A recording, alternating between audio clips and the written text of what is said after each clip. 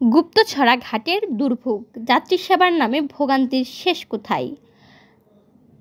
যাত্রী সেবার মানোন্নয়নের প্রতিশ্রুতি থাকলেও বাস্তবে দুর্ভোগ যেন দিন দিন বেড়েই চলছে।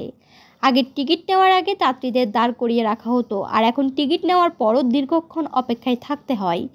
গতকাল নানাকে চট্টগ্রাম পৌঁছে দিতে গুপ্তছড়া ঘাটে গেলাম। সেখানে গিয়ে দেখি পূর্বের ইজারাদারের টিকিট কাউন্টারের সামনে প্রায় ফাঁকা, অথচ মেরিন সার্ভিসের কাউন্টারের সামনে কিছু লোক অপেক্ষা করছে।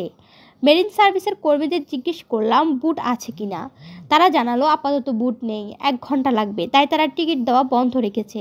অথচ পূর্বের টিকিট কাউন্টারে গেলে কোনো প্রশ্ন ছাড়াই টিকিট দিয়ে দিচ্ছে। টিকিট নিয়ে জেটির দিকে এগিয়ে যেতেই দেখি প্রায় 400 থেকে 500 যাত্রী তপ্ত রোদে দীর্ঘ লাইনে দাঁড়িয়ে চট্টগ্রাম যাওয়ার অপেক্ষা করছে। নানাকে লাইন ধরে এগিয়ে নিতে যেতে গিয়ে হঠাৎ দেখি এক নারী কান্না করছেন। তিনি ক্ষোভের সঙ্গে বলছিলেন, আমরা কি বস্তির মানুষ যে আমাদের সঙ্গে এমন ব্যবহার করা হবে? কৌতূহলী হয়ে ফোন বের করে ভিডিও করতে গেলে টিকিট চেকারদের এসে জানতে চাইলেন কেন ভিডিও করছি। নিজেকে চ্যানেল 24-এর সংবাদকর্মী পরিচয় দেওয়ার পর আর বাধা দিলেন না।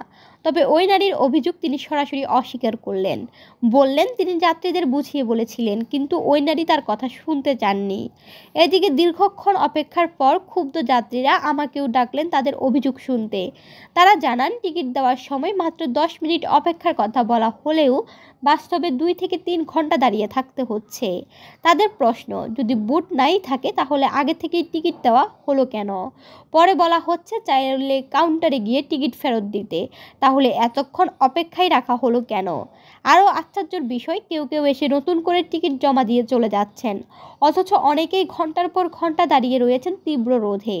এসব অভিযোগের বিষয়ে টিকিট চেকারদের কাছে জানতে চাইলে তারা জানান, যাত্রীরা হঠাৎ সামনে এসে টিকিট দিয়ে দিলে তাদের কিছু করার থাকে না। কে আগে এসেছে কে পরে এসেছে সেটা দেখা সম্ভব হয় না। যাত্রী সেবার নামে এই অনিয়ম ও ভোগান্তি আর কতদিন চলবে? সার্ভিস প্রদানকারীদের উচিত মিথ্যা আশ্বাস না দেওয়া। বুট না থাকলে আগেভাগে টিকিট বিক্রি করা বন্ধ রাখা উচিত। যখনই বুট আসে তখন সেই অনুযায়ী নির্দিষ্ট সংখ্যক টিকিট দেওয়া উচিত। শীঘ্রই তীব্র গরমের মৌসুম আসছে, যেটির মাথায় যাত্রীদের জন্য পর্যাপ্ত ছাউনি নেই, ফলে অপেক্ষার কষ্ট আরও বেড়ে যাবে। নতুন ইজারাদার এলে হয়তো কিছুটা হলেও যাত্রীদের দুর্ভোগ কমতে পারে। যাত্রী সেবায় শৃঙ্খলা আনতে হলে কর্তৃপক্ষকে এখনই কার্যকর ব্যবস্থা নিতে হবে, অন্যথায় সাধারণ যাত্রীরা এভাবেই দুর্ভোগের শিকার হতে থাকবে।